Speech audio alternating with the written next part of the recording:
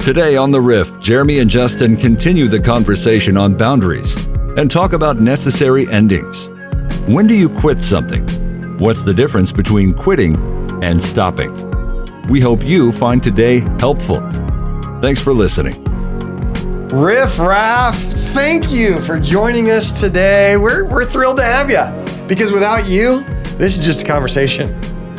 Honestly, even with them. Yeah. It's just kind of a conversation. I'm sorry. But thank you. But thank you. Didn't land. Yeah, no. But it's not near as rich. No. Without you. No. Justin. Yes. We're wearing the same outfit as our last episode. You know why? Because I wear the same thing every day. I was going to say there's two reasons. Yeah, Number one. You're a black t-shirt guy. Number two is we're going to have a continued conversation of where we left off. So we were talking about boundaries last week, and they don't have to be sequential, but I think it could help. So if you missed last week, we started having a conversation about boundaries. What's a boundary? What's a preference? Why would we have boundaries? Why do we slap boundaries? When should we not slap boundaries with people? And we talk about that. We talk about Henry Cloud. Tell us a little bit about the book. You had two books we talked about last week. Boundaries. And then there's also Boundaries for Leaders, which is just boundaries, and then they tag on a little bit of extra. And then there's Necessary Endings. Yes. And so I wanted to continue the conversation and talk about necessary endings because it's interesting.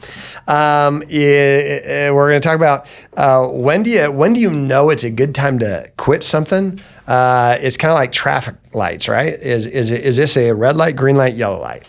And so I want to talk about that. I want to talk about that for career. I want to talk about that for marriage. I want to talk about that for parenting. I want to talk about that for different things in life. So let's talk about some necessary endings. How about this? Start with this. Tell me a time. It's easy for me. I throw out a question and I don't know how much stress it is. No, I like it. Okay. It's very riffy. Tell me a time where you quit something and as soon as you quit it, you were like, yes, I'm done. Whoa. So think of something. Doesn't have to be a job, but it can be. Okay. This one goes back. I quit football my senior year. Okay. Senior year of high school. Talk a little bit about that because it's connected to a guest we've had. Connected to Coach Wick wore. Yeah. That's exactly right. Wick was the coach. He was a strength and conditioning coach. Love him. Willard High School at the time. I played varsity for a while. That's a flex. With that team, I said for a while. That's not even. I was with the team several years. Yeah, and I quit my senior year right before we went to districts. That's an odd time to quit. I know. So right before the reward for all of doing it, right? The coach that came in after Wick completely cleaned house, and he was a jerk to the team. Is he a Riff listener? Listen, this is years ago. Keep going. But he was, and I'm sure that Jesus has changed his heart. No, in case you are a Riff listener, we want to see your changed life story. Awesome. He did not treat the team well. And here's the deal. I was also like 17 years old, so who knows what it was. But I felt like as the captain of the team, I needed to take responsibility. As a flex too. That was a flex. Second one. Captain of the varsity football team that made it to districts. Yeah, I have it tattooed on my chest. I bet you do. Show us. I felt like it was my responsibility to take care of the team. So he had made a comment, I'm playing for the future. So he would bench some of the seniors. So I'm like, some of the seniors don't have a future, man. Like this is all we're doing. Like a lot of us aren't going to college. Like we're not. This is it. Yeah. So it's like this or the circus. So I quit, and then like 20 some other players quit the same day. It's like a mass exodus. But after that, I felt it was something I felt so good about, and it was an awesome thing that we walked through, just me and my parents, because my dad especially is just not. Like he's like, no, you're gonna finish. And with this, he was like, you might not finish this. So we just got to walk through the difference between stopping and quitting. So he's like, you're not quitting, you're stopping. He's like, it's not good for you. It's not good for your health. Like you're not enjoying it, and you've lost hope in it. And that's one of the things that Henry Cloud says in Necessary Endings is the time to really know like something is coming to an end is when you've lost hope. Like hope is the actual key ingredient. So we got to walk through that, and it was a huge lesson just in life. So honestly, thank you, Coach Ramsey, right? You taught me something really great. And it was a really special moment for me, and I look back on it, and I'm like, man, there's times I'm like, I just should have finished it out.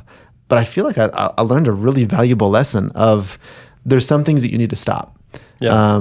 Quitting and giving up is not an option. Like I'm not going to give up, but there are things I need to stop. Right. Yeah. So that's one of those things that kind of stuck with me. I mean, I'm almost 40 and it's still in my brain. So that's a core memory. Follow-up question. Yeah. Did they win that next game after you quit? Yeah. Yeah, they did. Mm-hmm. Yeah. So it was kind of okay. I got a couple more questions. Yeah. Were you rooting for them to win that game? Nope. I know. Nope. I've been there. When they won, I was there. like, yay, good job, guys. Awesome.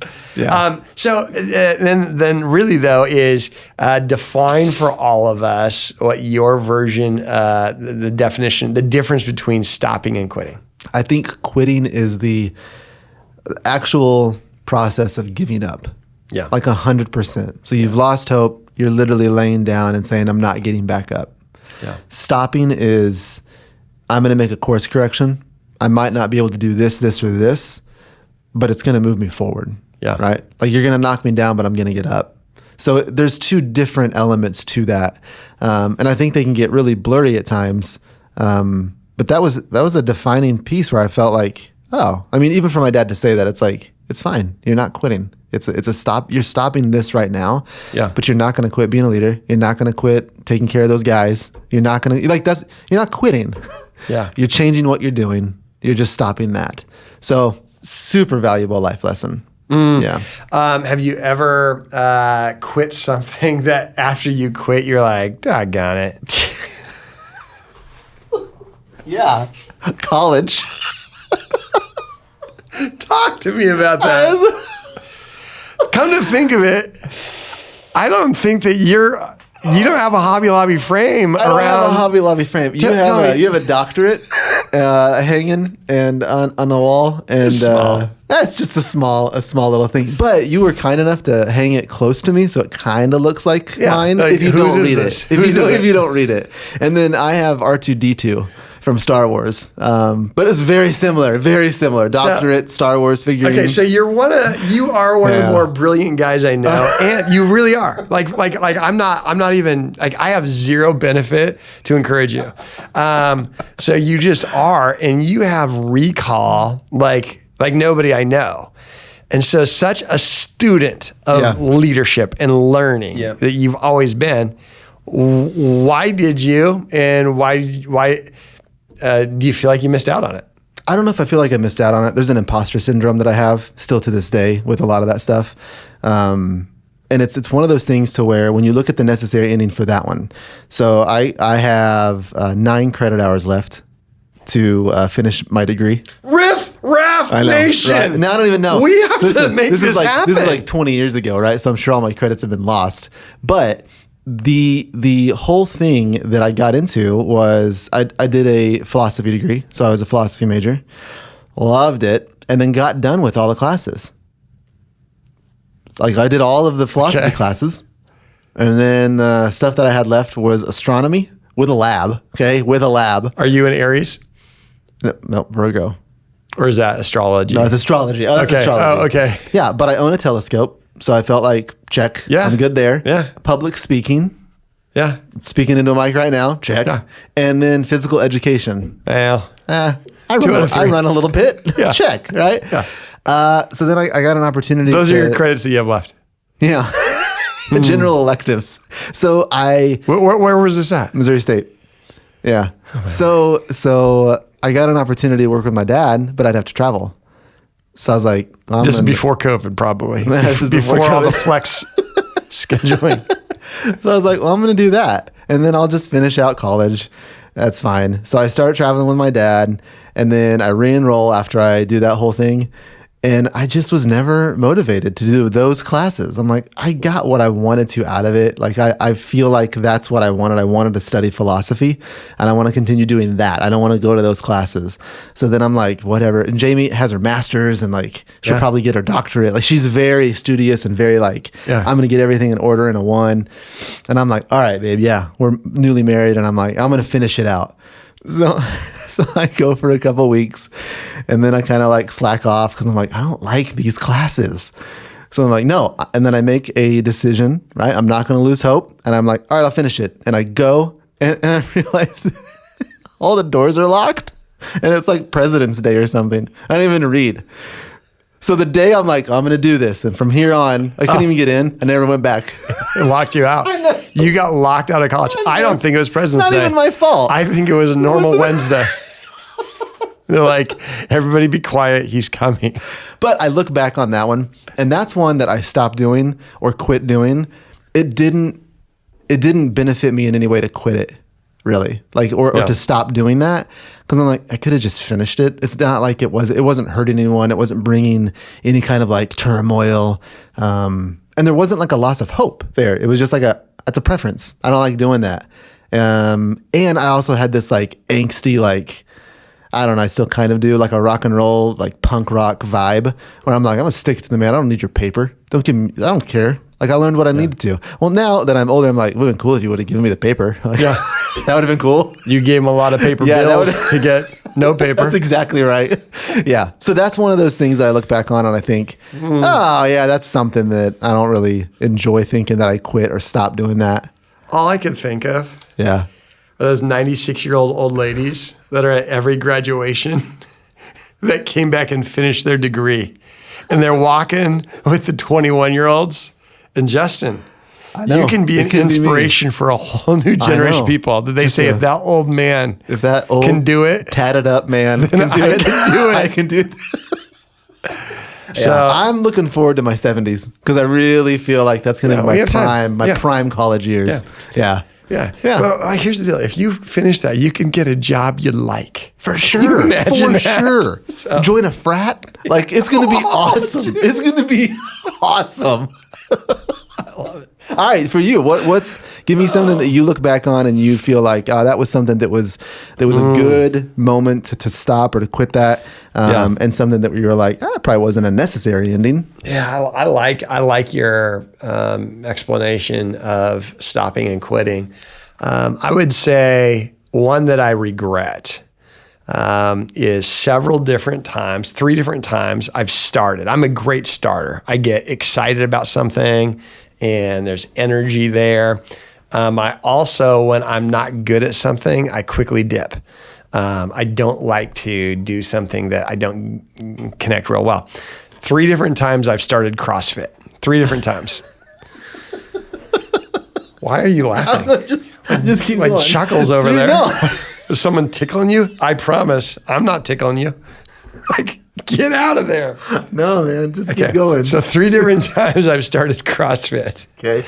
Who's this Are you with? familiar with CrossFit? I'm familiar. Who's it been with? Is it just like a... So we'll just go there. Okay. All right. So when I lived in Seattle, there were a bunch of CrossFitters.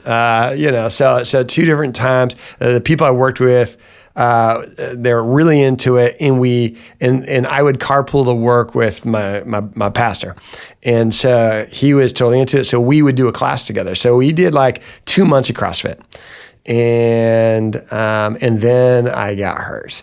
So I was like, I can't do this, and so for a while, and then I was like, I'm not getting back into it because if someone's showing me like how to do a squat, and it could be the entire class, and I could be watching it, I don't have the ability to watch someone model it for me and to do it. So they'll be like, hey, Jeremy, just do it like this, and I'm studying them, and I'm like, okay. And I feel like I must be a mirror of them. And they're like, no, not that. Do this with your back. Do this with your knees. And I'm like watching them. They're like this. It doesn't translate for me. I'm not a kinetic learner like that. It's just for whatever reason, I don't get it. And so I wasn't good. And then when I was delayed, now the people I'm doing it with, I'm not good. So twice in Seattle, I started, paid the money, did it. I loved the shakes. Like, as a matter of fact, I continued drinking the shakes. Like I had a cookies and cream shake. It was amazing. So that's not the reason I stopped. I didn't even quit that, but I quit working out. So then when I moved here, Grant Wistrom, I knew him from Seattle. Like he was at our church in Seattle, and he and Jerry Meyer were running CrossFit. And so I'm like, I'll go over there, let's get going. I'll be a CrossFitter. Right. And after a little while, I don't know, I think I got hurt again or something. I just wasn't good at it, and I quit. And I've never looked back, and that was like years ago. I never looked back and thought, I'm so glad I stopped working out, right? I'm so glad I didn't do CrossFit. Matter of fact, I keep thinking, I bet I can start again. Like I don't want to now, but 10 years from now, I bet I would. So I've quit that and regretted it, but not enough to not quit again and again. So I've quit that. And then I joined another gym, and I quit that. And, it was a good one, because I was like, it's not convenient to go work out. And so then I found one that was a Snap Fitness, and it was right by my house. I quit that. And then, so I started again, because I told you I like to start stuff. You just discovered. I just asked for one, man. Yeah, I know. You just discovered we work out at the same gym. Oh, that's exactly right. And when I told you that a couple months ago, when I asked where you work out, I'm like, that's where I have a membership. You're like, so confused. Fascinating. Because I've never once been there. I know. And I paid through next October. I paid a whole year. Yeah. Huh. They're open like every day. Well, yeah. Like early. Yeah. Like you could just wake up and go. Yeah. So I've quit stuff. And I regret that. And I know, and as a matter of fact, I was just yesterday, and you were with me at an exercise. I'm like, hey, I need to do something, right? So yeah, I'll start, and I gotta stop this quitting mental thing. Exercise. Yeah, we were. Just to be clear. For me though, chasing the ball, pickleball, man. If I can look like those 75-year-old ladies when I'm 75 years old, and honestly, I might. So yeah, okay. So, but quitting stuff that I'm glad that I felt like instantly, like, man, that was good. Where I would define that probably as stopping, would be most of my jobs, and I don't just in a real way. Like let me go back to when I came here. When I came here from the Missouri side of things, I was super excited. Matter of fact, I had to be very careful to not let my excitement come through too much when I was still in Seattle at the church, right? Not because I was not enjoying my time in Seattle or that it didn't mean a lot to me. I was just so confident and excited what God had prepared and opened. I was so excited to start it. I'm like, let's go for it, because I love starting things, right? And so coming here was because I loved what I was doing prior. And there were also parts of that I'm like, man, God was stirring my heart and even some of my contentment of like, what's next? And so that when God provided what was next, I was so excited. And so I never looked back. Not that it was ever like a challenge here. It wasn't a challenge, but I was always confident, like, man, I'm excited to do this. And it didn't mean I didn't like where I was at. There's no way I can do what I'm doing now if I hadn't been prepared where I was at. And if I go back, the job before that, I was glad I was traveling full time. Loved it. Might have been my favorite season. But instantly I was fired up to do something different. And it's because I believed that was there. So difference for me between quitting and stopping is there purpose to it. And what is the purpose? Is the purpose because it's a pain? Is the purpose because I don't want to do this? Or if I'm confident that this is God's purpose, I'm quick to stop. And that would be true. I hope whenever my time is done at North Point, I hope that I'm stopping, not quitting, because there's a big difference. Yeah. And if it's stopping, then there's no shame in that game. Then you're like, man, I did everything with what I had while I was here, and I'm confident God has something next. Quitting would be like, I don't know. I just don't want to do this. Right. So, and so I think for all of us to identify, hey, what in your life, we're all tempted to quit. And it's helpful to ask yourself before you do, why do I want to stop this activity? Am I stopping it because of purpose that's leading me to stop? And the key is, if I'm stopping something, it usually means because I'm starting something different. If I'm quitting, I don't know. I just need this to happen. So then that's when we talk about this I think we've talked about this for years and years of always trying to be sensitive to, I believe so much that God kind of stirs us and uses our gifts and seasons and opportunities. I'm always trying to pay attention to stirrings of, is this God wanting me to start something new here? Is this God wanting me to be frustrated here and be open to something different? Or is this feel frustrating because it's a job and it's work and it's going to be difficult? And I don't want to quit a difficult thing because it's difficult. And I don't want to hang on to even a good thing because it's comfortable. And I've got to realize that tension. Well, and I think that there's an important aspect to that too, is understanding that stopping or quitting or whatever, especially when you're talking about a job or a role, it doesn't even necessarily mean that you have to stop or quit or move out of the position. It might be something within that position that needs to stop. Okay, yeah. Right? So there's elements to that as you're forming a business or you're leading a team. Like, what needs to stop? What needs to stop? What needs to start? That's a great question to ask all the time. Yeah. It's same thing in your family. Like, I don't want to get to a point ever where I am like, oh, do I stop or quit my marriage? Yeah. Like, that's not, no. I'm going to back up so far from that to be like, what needs to stop today and start today? What needs to be let go of and what needs to be started now? So I never get to a spot to where it's about me and Jamie. Like, no. No, Right. That's not where we're going. So I think it's a really important piece to that. How have you done that? Just through years and years of marriage, and then years of pastoring as well. Yeah. How have you done that? Well, I think there's a difference between a covenant and a contract, right? And so family is way more important than work.